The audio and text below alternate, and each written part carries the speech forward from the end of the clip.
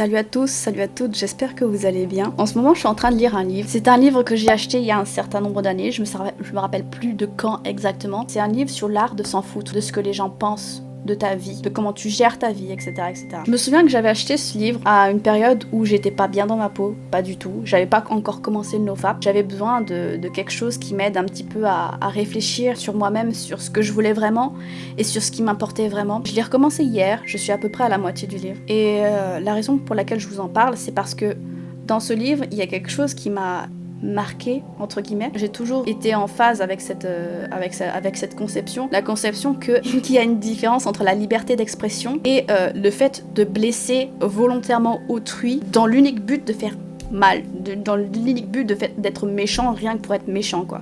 Juste pour avoir le plaisir de blesser quelqu'un. Je pense que c'est un sujet d'actualité parce que il y a beaucoup de choses qui sont censurées. Je pense notamment à mon boulot de modératrice sur le site du StopFap. Mais il y a des raisons pour lesquelles on censure des choses. C'est pas pour faire chier les gens, c'est pas pour avoir le sentiment d'avoir du pouvoir sur quelqu'un, c'est juste pour pouvoir faire en sorte qu'on soit bien les uns envers les autres et qu'il y ait une bonne ambiance. Là où je suis d'accord, c'est que la censure, elle n'a pas lieu d'être lorsque ça ne blesse personne, lorsque personne n'est humilié, lorsque personne n'est rabaissé par rapport à ses propres opinions, etc. T'as une différence entre émettre une opinion et faire un jugement. Que tu n'aimes pas certaines choses, ça se comprend, ça se discute pas, c'est une question de goût. Mais que tu dises à quelqu'un qu'il a des goûts de merde, que de toute façon il ira en enfer. Je vous donne pas plus d'exemples, je pense que vous en avez plein en tête. C'est pas pareil. Parce que dans un temps que vous n'ayez pas les mêmes goûts que quelqu'un, on s'en fout, tu vois, ça va pas vous empêcher de vivre.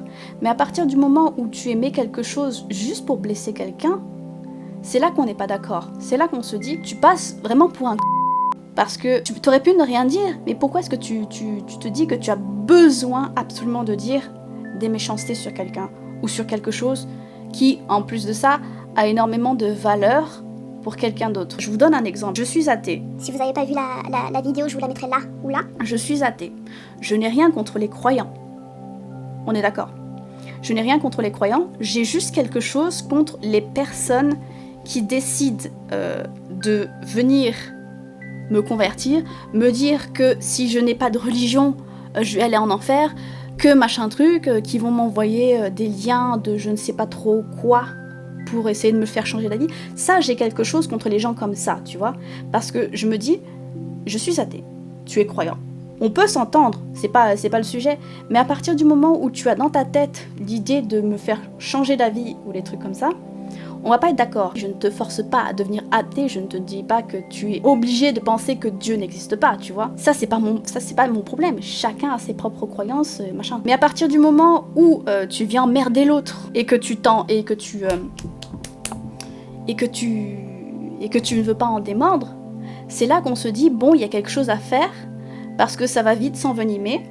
Il faut faire quelque chose. Donc à un moment, soit les deux personnes vont en parler en privé et ça se règle comme ça, soit on est obligé de les faire s'arrêter, soit en bloquant la personne, soit en censurant.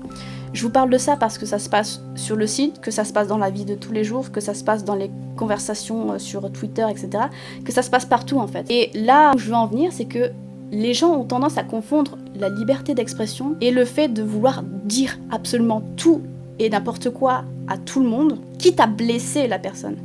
Parce qu'à partir du moment où tu blesses quelqu'un, volontairement en plus, c'est plus de la liberté d'expression. C'est juste de la méchanceté gratuite. Et ça, je suis désolée, on ne peut pas l'accepter nulle part en fait. Je comprends pas le concept, je comprends pas pourquoi ça devrait être comme ça et voilà, pourquoi est-ce qu'on ne pourrait pas juste vivre ensemble et se dire bon, tu as tes goûts, j'ai les miens. C'est pas grave, tu vois, ça fait pas de nous des mauvaises personnes.